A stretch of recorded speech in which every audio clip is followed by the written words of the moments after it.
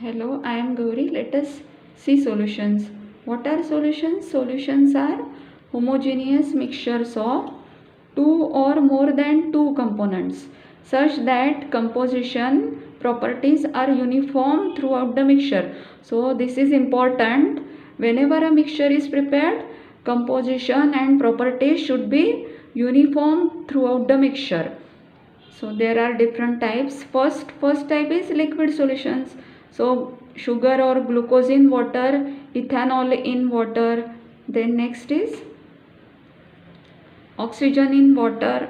Oxygen is dissolved in water.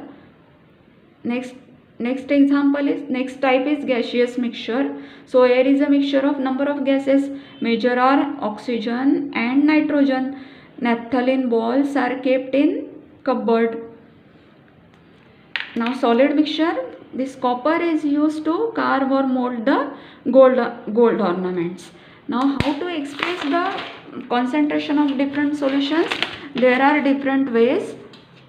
First is mass percentage or weight by weight. So what is mass percentage? It is ratio of mass of the component in the solution divided by total mass of the solution.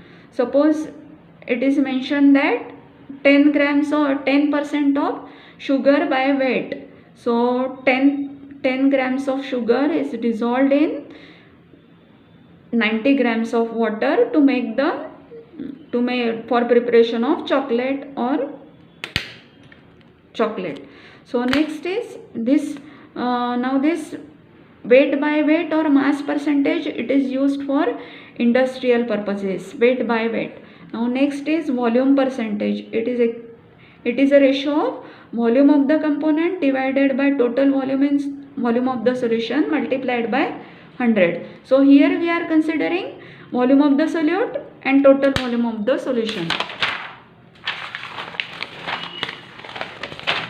Now this ethylene glycol, 35% of ethylene glycol, it is used as antifreeze for cooling of the car engines. Now next is mass by volume percentage, W by V. It is a ratio of mass of the solute dissolved in 100 ml of the solution. It is used for pharmaceutical purposes, W by V. Now when the solute is present in very small quantity, little quantity, trace quantity, this parts per million, it is used to express the concentration. So it is number of parts of the component. It is a ratio of number of parts of the components divided by total number of parts of all components in the solution multiplied by 10 raised to 6. So this dissolved oxygen in water, it is 6 milligrams per liter. So about 6 into 10 raised to minus 3 grams is dissolved in 1 liter of seawater or 1000 grams of water. Now these air pollutants, they are expressed in microgram per milliliter or ppm. Next is mole fraction. It is a ratio of number of moles of a component divided by total number of moles of all components. Suppose there are two components. So suppose we want to find out mole fraction of component A. Then it is Na divided by Na plus Nb. So moles of A plus total moles of A plus moles of B. Now by example it will be more clear.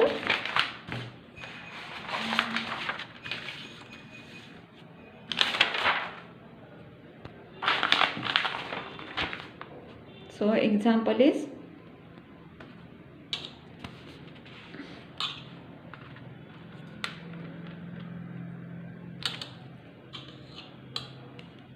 calculate the mole fraction of ethylene glycol in a solution containing 20% of ethylene glycol by mass.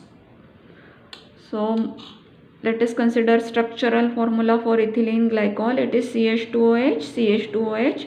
So we know that molecular weight of carbon, it is 12. So 12 into 2 plus hydrogen is 1 into 6 plus oxygen 16 into 2. So it comes 62 grams per mole. So moles of ethylene glycol is 20 divided by its molar mass or molecular weight. So moles, it is 0.32 moles remaining. So given condition is 20% by ethylene glycol by mass. So 80%, 80 grams will be water. So 80 divided by 18, water is H2O, 2 plus 16, so it will come as 4.4 moles. So mole fraction of glycol, it is moles of glycol divided by moles of glycol plus moles of water. So it comes to be 0.068. Water, mole fraction of water, it is 0.932. Now next quantity to express concentration is molarity. Molarity is ratio of moles of the solute divided by volume of the solution in liter. It is ratio of, what is molarity? It is ratio of moles of the solute divided by volume of solution in liter. Moles of solute per liter or 1000 ml of a solution. Let us consider one example. Calculate the molarity of a solution containing 5 grams of NaOH in 450 ml of solution. So NaOH 23 plus 16 plus, so molar mass, molecular weight will come 40. So we have to find out molarity of a solution containing 5 grams of caustic soda in 450 ml solution. So first find out moles of caustic soda. It comes 0.125. Volume is given as 450 ml of solution, but molarity is per liter of solution or 1000 ml of solution. So it comes as 0.278 moles per liter. Now consider molality. Molality is ratio of number of moles of a solute divided by weight of solvent in kgs or 1000 grams. It is a ratio of number of moles of a solute divided by weight of solvent in kgs.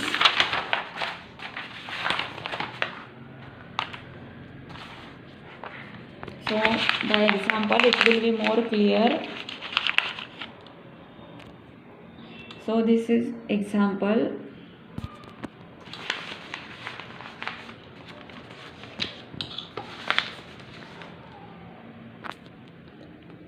Example,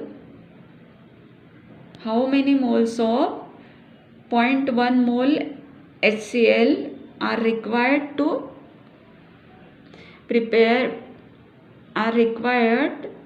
react completely with 1 gram mixture of dilute 1 gram mixture of Na2CO3 and NaOHCO3 containing equimolar amount of both. So sodium carbonate and sodium bicarbonate are equimolar in proportion, and we have to calculate dilute HCl 0.1 molar, how much is required for 1 gram of mixture. So sodium carbonate is sodium bicarbonate NaHCO3, sodium is 23, hydrogen 1, so it will come 84 grams per mole. So let us assume sodium carbonate is X, so sodium bicarbonate will be 1 minus X. So sodium bicarbonate, its molecular weight is 84. By given condition, mixture contains equimolar of both sodium bicarbonate and carbonate and bicarbonate. So x upon 106 Na2CO3 sodium bicarbonate. 1 minus x will be sodium bicarbonate. So it comes as 0.558 grams. So moles we have to find out moles of Na2CO3. So grams divided by molecular weight. So it will come 0.00526. Similarly for sodium bicarbonate moles will be 0.00526. Now reaction is very important, and moles of the reactant which are reacting, that is also important. So 1 mole of sodium carbonate reacts with 2 moles of HCl. So for 1 mole of Na2CO3 we require 2 moles of HCl. Similarly for 1 mole of NaHCO3 we require only 1 mole of HCl. So this moles of the reactants which are reacting, that is very important for calculations, as well as molar mass and molecular weights are also important to have good quality of product. So total now Na2CO3 requires 2 moles of HCl, dilute HCl. So 0.00526 multiplied by 2. So it will come as 0.1052. Now sodium bicarbonate, it requires only 1 mole of dilute HCl. So it will come as 0.0526. So total moles will be 0.01578 moles. So again 0.1 mole, what is it is given 0.1 mole HCl. So 1 gram of both will require 157.8 ml of dilute HCl. So what is our product? It is sodium chloride. Product is sodium chloride. So now next example.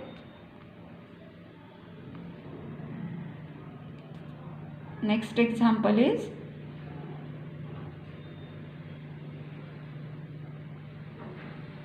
calculate the mass of ascorbic acid C6H6O6 for vitamin C compound ferrous ascorbate to be dissolved in 75 grams of ferrous compound to lower its melting point by 1.5 degrees centigrade. So product is ferrous ascorbate, and in 75 grams of ferrous compound, how much quantity of ascorbic acid is to be dissolved is to be calculated so as to lower the melting point of the mixture by 1.5 degrees centigrade. Now this change in melting point, it is directly proportional to the molar concentration. So formula is delta Tb is equal to Kf into m. So this Kf value is given as 3.9 Kelvin per kg mole. So just putting the values. So we will calculate from this molecular weight. First we will calculate this moles. So it will come, molecular weight, it will come as 176 gram per mole. So just putting the values 176. So given constant is 3.9, and we have to lower the temperature by 1.5 degrees Kelvin. So this 5.08 grams of ascorbic acid is to be dissolved in ferrous compound so as to lower its melting point by 1.5 degrees centigrade. Now let us consider Henry's law. Next is Henry's law. So this Henry's law states that the solubility of any gas in liquid is directly proportional to the partial pressure of the gas above the mixture. So this is a gas, it is to be dissolved in this solution. So suppose this is the partial pressure. So if the pressure is more, if pressure increases, the mole fraction of the gas in the solution, it will also increase. Now this Dalton also expressed it in another way. The mole fraction of a gas in the solution is proportional to the partial pressure of the gas over the solution. That is, so this is the formula. P is equal to KH into X. So this is partial pressure, this is Henry's constant, and this is mole fraction. So if this Henry's constant is more, higher is the Henry's constant, lower is the solubility of the gas in the liquid. So if the pressure is increased, mole fraction of the gas or gas dissolved will increase. So it will be more clear with the help of example.